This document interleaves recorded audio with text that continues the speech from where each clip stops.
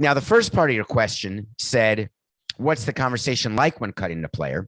So I would go into the clubhouse, into the manager's office right before the end of a game, because I don't want to walk in as the players are walking in. I want to have myself positioned inside the manager's office. We know we're going to make the player move because we decided prior to the game that that move is going to be made.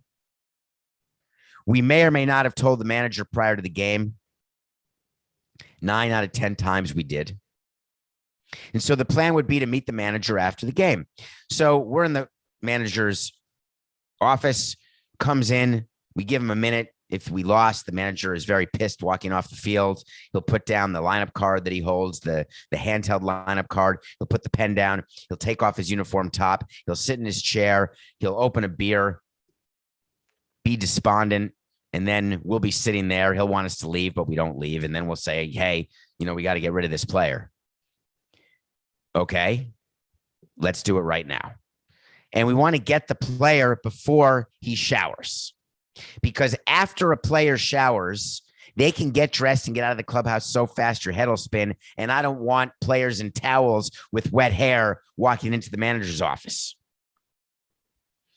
So what we do is, if it's a pitcher, we ask the pitching coach to go into the clubhouse and get the player. If it's a hitter, we ask the hitting coach. If it's someone where it's going to be a difficult conversation, we sometimes will have the clubhouse guy do it. Because when a player is approached after a game to go into the manager's office, there are only 3 things that could happen. 1, you are being sent down to the minors. If you are a longtime major leaguer with a guaranteed contract, you do not consider that as a possibility. If you are a young player, you do consider that. That's 1. 2, you have been traded. 3, you are being released. You're never brought in right after a game. Never say never, because around the All-Star game, we bring players in to say, hey, you're an All-Star. Put your clothes on, get paid. Hey, now. So we'll do that. But if it's not right around when All-Star lineups are being announced, then players know it's not that.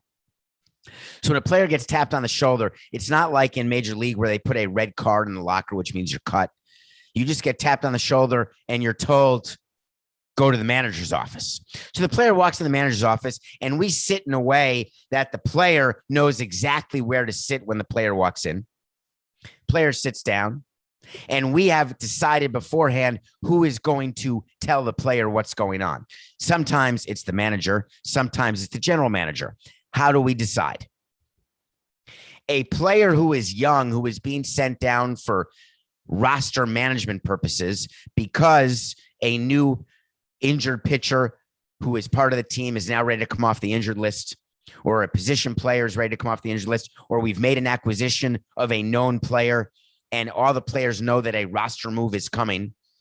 And the young players who have options left know they have options left, which means they know that they are subject to being sent down to the minor leagues.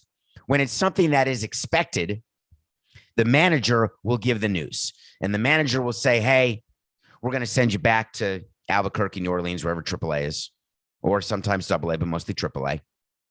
But go down there and keep working. Thank you for everything you did.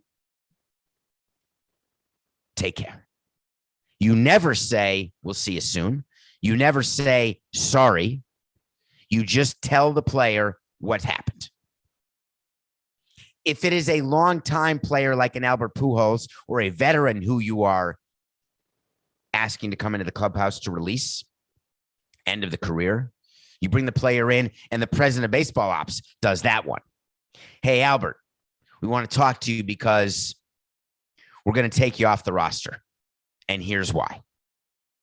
We want to make this as comfortable for you as possible. If you want to meet the media, fine. We are going to tell the media the following, that we are making this move in the best interest of the team, and we are very appreciative for the years you spent. But you still tell the player first, we're taking you off the roster. So the conversation about cutting a player, my way of doing it was to always start with the end. I have been a part of conversations where people give a laundry list of an explanation before saying what's going to happen, trying to buttress their argument for a conclusion. I always like starting at the end.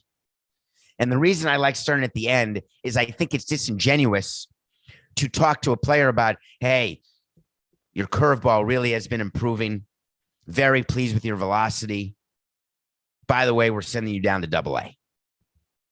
I always like starting with the conclusion because every time you cut a player, every time you send a player down, you're also open to a grievance.